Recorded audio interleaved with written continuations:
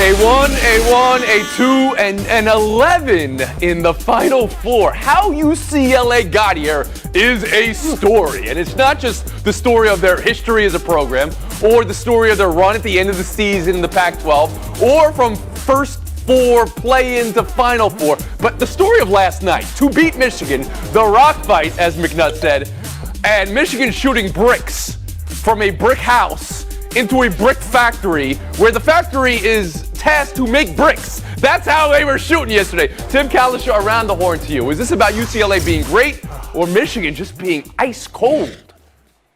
Tony, I've played this game a couple times, and I know when the final score is 51-49, you're supposed to say the ice cold team lost it, blew it, and that final shot by Wagner that unfortunately he'll be remembered for despite all the things he did, leading up to that. But I'm going to give credit to UCLA. When they beat Abilene Christian to get to the Sweet 16, people said, well, they still haven't played anybody. Now they beat a 2 seed. They beat a 1 seed. They won last night when their best player went to the bench with an injury for a few minutes. And one other thing, I sometimes go nuts about coaches who are just all over the place on the sidelines. And Mick Cronin is all over the place. But I really think he coached a hell of a game. They took 30 seconds to shoot. They limited the possessions. They did what they had to do, and they deserved to win the game. Monica was last night about what UCLA did or what Michigan couldn't do. It's about what UCLA did, because even if Michigan got hot, think back to the Michigan State game, the very first game UCLA had to win.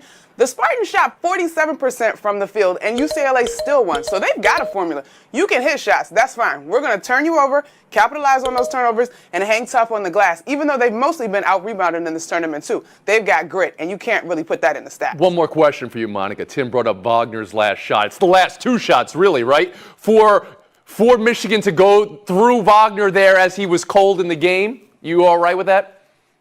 Yeah, I am. I mean, he's a guy that's led this team in terms of scoring and is capable of hitting that shot. That's the moment. You know, you can bet Juwan Howard looked him in the eyes and said, you're going to hit this shot. Didn't plan out that way, but you can't not have faith in your guy. We'll bring in Jackie McMullen now on what UCLA did or Michigan failed to do. Well, it's what UCLA did, so Michigan could fail to do it. They're one and the same. Okay, all right, I'll allow it. Well, how nice of you. Thank you. We're so grateful that you'll allow it. Goodness gracious. Here's the thing. Michigan, they were the most beautiful offensive team one game earlier. What happened? 12 total assists, Tony. That's a defensive team that's in your gut. 14 turnovers. A team that took care of the ball all of a sudden doesn't take care of the ball. So much of what went wrong for Michigan is because UCLA made it happen that way. So kudos to them going forward. And Mina Kimes. I mean, you can't ignore how bad the shooting was at the end from Michigan, and you saw the montage of jumpers, but they were like missing layups too. But you also can't ignore the fact that, as Monica said, the word grit really describes UCLA's run in this tournament. The tenacity they've shown, barely making it in. They lost one of their best players, Chris Smith, before the tournament. Mick Cronin, that has been incredible. Shout out to his dad, Hep, which is a great name. That's kind of fallen out of favor, I feel like. But yeah, it feels crazy to call UCLA, of all schools, a Cinderella team. But they are the Cinderella team, the Cinderella story in this tournament, and they deserve their spot in the Final Four. An 11 seed in the Final Four. That's the definition of Cinderella in a lot of ways. But yeah. Tim, are you going to allow, as I said before, UCLA, the bluest of blue bloods, to be a Cinderella here? Well, yes, because this team is. I mean, they lost their last 4 games before they got into the tournament. This team barely made the NCAA. Obviously, they were on the play-in game. One thing about Michigan, though, if I'm a Michigan fan, it's maybe not the missed shots. It's did they take the right shots? Did they get the ball inside enough down the stretch where they had been dominant earlier and they did not? Monica, last word. It's 2021, you guys, so no, Cinderella doesn't have to fit the traditional construct of Cinderella, especially in a year where 2 other blue bloods in Kentucky and Duke aren't even in the field. So yes, UCLA is our darling. And a first 4 participant, right? This is the run we saw VCU make. Once every 10 years, somebody plays an extra game and makes it all the way to the Final Four. All right, let's talk Gonzaga now, because I say again, the most underappreciated, undefeated team going into a Final Four as the overall 1 seed ever. The season scoring margin is 23-1. 23.1 points per game is how they beat other teams. That's like UConn territory. It's the best in this tournament, in the men's side, in the last 20 years for a team. So, Monica, are you now willing to say Gonzaga's title prohibitive favorite? And is this a historic run? Reality, I'm not ready to say it until it's in the books. This is definitely a historic run, but we saw this in 2015. Speaking of, a current blue blood that's just not in this dance in terms of Kentucky. If they win, then cool. My hat is off to them. But I still think that this Baylor's Bears defense with that three-headed guard monster that they have is going to cause some problems for the Gonzaga. When you see Gonzaga in general, though, a team that put up, it was the record, most double-digit wins in a row at one point in this regular season, Monica, what do they do especially well? I think they pass the ball extremely well. They've got tremendous guard play, and they've got balance inside. And Kispert is just a knockdown shooter in terms of wherever he catches the basketball. I also think you can't not talk about Ayayi in terms of running alongside of Jalen Suggs. But this team also defends really well as a unit. Yeah. That's what I found impressive. I think you basically just said every part, every facet of the game, they do very, very well, but not the favorite for you. Jackie Mack, how about you? Well, as the only other panelist besides Monica and Mutt that had 3 of the 4 Final Four choices, I'm channeling my inner Tim there in case you're wondering what I'm doing. I do think, I've thought from the beginning Gonzaga was going to win, and I still feel Gonzaga's going to win. And it'll come down to you and me, Monica. If you're right, if I'm right, well, to be continued. Here's the thing about Gonzaga. I thought it was so interesting that Jalen Suggs was saying he hadn't even played well yet. He was pressing, and he got a great, pep talk from Paige Beckers, which I loved hearing the collaboration there. That is so fantastic. But if he hasn't even played his best, and Corey Crisper was talking about his off shooting night, and we haven't even gotten to Drew Timme yet, who should already be signed up for the next Will Ferrell buddy movie, because he's going to be his co-star for the next 10 years. Then what is to say about this team? They haven't even come close to reaching their peak yet. Haven't reached their peak yet. They're undefeated, going into the Final Four and beating teams by an average of 23 points a game. Is this a historic run, Tim Cowlishaw, we're witnessing right now? Well, it's a historic run to the championship game. I'm with Monica. They haven't got past Baylor. Now, I'm going to give them next Saturday's victory. I'll go ahead and crown them on that. They play faster than everybody else. That game last night, you're thinking, is USC going to do to them what they did to other teams? It's 7-0 after 2 minutes. The game is over. They have no shot. They got a guy named Timmy, who is from my hometown. He went to the wrong high school. He went to Richardson Pierce instead of RHS. But I mean, they got all the weapons you could possibly want, and they just look. They were going to win a title at some point. This looks like it's probably. Why do you say that? Like, they were going to win a title at some point. And I mean, please, can't we celebrate what this is? Again, 23 points per game. That's what they're beating other teams by, Mina Kimes. What are you seeing from Gonzaga? Yeah, dominance. And if they do win, of course, the if does apply, as everyone said, this will go down as one of the all-time great performances. I mean, what they've done through the first few games of the tournament was rivaled only by UConn in 2004 in terms of absolutely crushing teams by more than 15 points. They are amazing, but it goes beyond the stats. When you watch them, they are such a complete basketball team. There's a reason why my panelists have been naming every player on this team, because they're all good and they all contribute something different, and they allow Gonzaga to beat teams in different ways. USC is a great example, a team that was so dominant on defense and in the paint. That's why Drew Timme was so huge last night. USC had 0 blocks, and Gonzaga had the most points in the paint versus the Trojans of any team that's played them this season. They are the favorite. They've been the favorite. They're going to win the whole thing. Mm-hmm. Crossed your arms there at the end. That is an exclamation point from Mina Kimes. Emphasis. All right, time for one more story here. This is actually 2 stories in the news simultaneously. Russell Westbrook responding to Stephen A. and Kevin Durant's DMs with actor Michael Rappaport. Athletes and criticism from the media, criticism on social media. That's what this story is. So Westbrook is primarily about basketball and self-worth. So we'll focus on Durant here because it's possibly more complicated. A private than public feud. The details here verging on vulgar with slurs and homophobia, threats of a fight. It was Rappaport who has leaked or posted or published these direct messages. Jackie, how do you consider it with Durant? How do you think the Nets or NBA might be looking at this? Well, the NBA has to look at it, and they come down hard on any kind of homophobic talk at all. We know that from the past with the late Kobe Bryant and others. So I do expect them to do something about this. This is not the Kevin Durant I know. I've never heard him speak this way, but clearly when he gets into the social media sphere, something happens. I'm sure his friend Rich Kleiman, who's also his agent and his business partner and one of his closest confidants, is going to tell him, please shut this down. I don't care that it's DM. I don't care it's supposed to be private. I've learned this, and I'm not even on social media.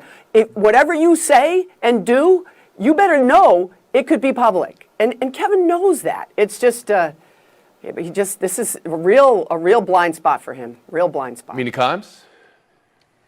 So Durant is very active on Twitter, and normally I actually really enjoy it. He's really transparent, admits to how he feels about things. Sometimes he's criticized for it, but I think it's unfair to place expectations on athletes to not be themselves on the internet just because they're famous.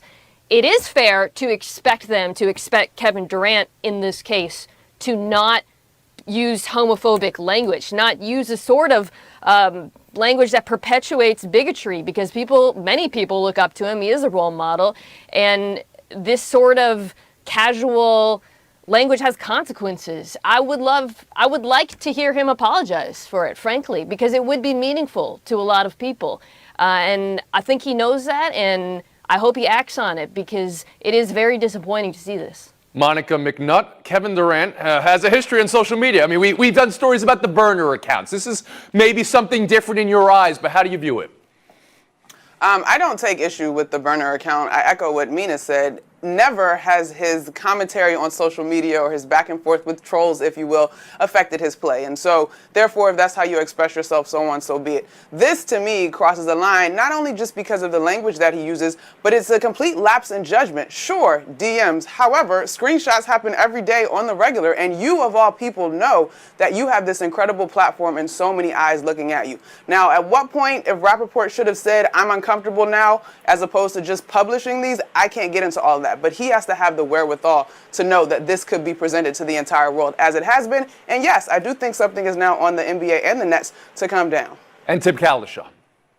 You know, in the last year, we've talked a lot about systemic racism for a lot of obvious and good, necessary reasons. There is an ingrained homophobia in this country. And if you think about words that have been used for our whole lifetimes, even if you think they don't mean something, they do. And hopefully from this, Kevin will, just like others who have gotten caught up in this thing. We saw it happen with just a little word Justin Thomas threw out on a golf course. When you get called on it, maybe you at least think about it, and it does more than just embarrass you. It makes you kind of address who you are. That's our time on this. Thanks for your thoughts on that. Going to take a break right here. Buy or sell on the other side. We'll get to March Madness. A team holding another team to 0 points. Down in a game against a really, really good Louisville team. So for me, it's kind of Stanford too, because those were two incredible teams that played. Mina Kimes? I mean, I was blown away by South Carolina's defense. Tony, they blocked a shot 1 out of every 5 Texas possessions in this game. And it wasn't just this game where their defense has been stifling. So far this tournament, opponents are averaging just 74 points per 100 possessions. They are unreal on defense. It's spectacular, and honestly, they deserve all the kudos. And Tim Cowlishaw. I gave you South Carolina a week ago when they shut down the best three-point shooting team, Oregon State, and now they beat a Texas team that had just beaten UCLA, beat Maryland, and 0. You'll see 0 occasionally in a high school quarter when there's no shot clock. It is unbelievable. 0 in a college quarter, that's rough. In the college quarter of a game that it's the Elite Eight. I mean, you're playing. It's unbelievable. And also unbelievable, Kind of a big one. Dawn Staley is unbelievable to me. Her eyewear is she's like awesome. But she doesn't even fog up when she wears the mask. How does she do that? It is, I don't know. sorceress. There's We'll move other on. things to like about Dawn Staley a little more. Of course, but I'm just saying, it's something that jumped out at me last night. It's amazing. It's a 1-1-1-3. Stanford, the overall number 1. Are they the favorite? Or is it South Carolina after that fourth quarter? Or is it UConn? And Arizona's playing with house money, Jackie. Favorite. They are. You know, the great answer is that who can really say, and that's a real compliment to women's basketball. When it was so long, the default answer was always UConn. I think you can make a great case for South Carolina, but as the overall number 1 seed, Stanford is so deep, and they come at it with so many players. I still think they're the favorite. Mina Kimes? I picked UConn. I'm going to ride with UConn. But I want to be clear, it's not just because of Gino Auriemma's playoff experience or Paige Bueckers, who's obviously been incredible. I think she's 14 points away from breaking Breanna Stewart's freshman record for the tournament. Amazing. The team defense is what makes UConn stand out. It's why they're going to win. Tim Cowlishaw. Even though we know UConn didn't really win that game two nights ago, that actually is that call is what's going to fuel UConn. Now it's us against the world. Nobody believes we even beat Baylor. So now UConn slides back into that. But you're saying if Dee Richards doesn't foul out, Baylor wins that game? Or I'm sorry, doesn't get hurt, Baylor wins that game, Tim Cowlishaw? Yeah. Saying that she got fouled on the shot. McNutt too. That too, yes. Yeah, there's two things that happened in that game that stand out. I gotta go with Jackie though on this one. Stanford to me is the favorite, but it's not by a wide margin. And that part of this conversation, that you've got 4 teams that really could mix it up and you could come away with any one of them as a champ, speaks to where the women's game is going. But Stanford, the Cardinals are just too deep. Jackie, you got the points for your bracket pick in the men's side, which you were happy to endorse. You didn't really tell us where you were in the women's side. A little bit about Mina. I will tell you. Yeah? I picked UConn to win, but I think Stanford should be the favorite. That's a good pick. Mina Kimes, by the way, is right there at the top of our board. Cowlishaw, you're lower down in the pack there, and that's what's going to decide this game today. Mina Kimes. Mina, come back to us. Mina, come back to us. Sorry about that. Oh, you're so small now. Kimes and McNutt. My bad. Showdown in 2 minutes. But we all know that up in Storrs, Connecticut, they are not measured by individual accolades. It's all about trophies. So if she gets to the final this year and Stanford bounces them, this will just be kind of cute. Mina? Kind of cute. I mean, we don't have to compare her to the greats who came before UConn and won so many championships. We can look at this as what it is, an incredible single season. She's done things no players at UConn have ever done. Single game assist record, back-to-back 30-point games. When you're above what Stewart's done and Taurasi's done and Moore's done and all that list, it's amazing. On that list I gave you, Williamson, Davis, Durant all went pro after their freshman year. Bueckers cannot. That's the rule. We'll move on. Look out. Showdown 2, Chattanooga Lookout. It's one of the great names and mascots of all time. That mascot costume was reported stolen yesterday. But today, the team got Louis back. Here's my question, Mina. What do you do with a stolen Chattanooga Lookout costume? You give it back because there's literally nothing you can do with that costume. I've been racking my brain trying to think of purposes for what appears to be a living hat, and I can't think of any. All right. Let me help you, Mina. You hold it for ransom until your team faces that team, and then you take the curtain of distraction to the next level by presenting the obliterated and misshapen former mascot's head. Yes. I'm not sure that qualifies as crime of the century, Monica McNutt. 30 seconds of FaceTime goes to Mina Kimes. Like curtain of distraction. So today is International Trans Day of Visibility. It's coming at a moment when across the country, the world really, there's movements to restrict trans kids' access to gender-affirming healthcare, to play sports. So I just wanted to say 2 things. I want to encourage you to listen to my colleague Sarah Spain's podcast, That's What She Said, with Chris Mosier as an activist in the space. And I just wanted to read a tweet from Dwayne Wade responding to one of these bills. Of course, he's been so outspoken about his own daughter, Zaya. Your hate will not be final. Love will always win in the end. Thank you for that, Dwayne.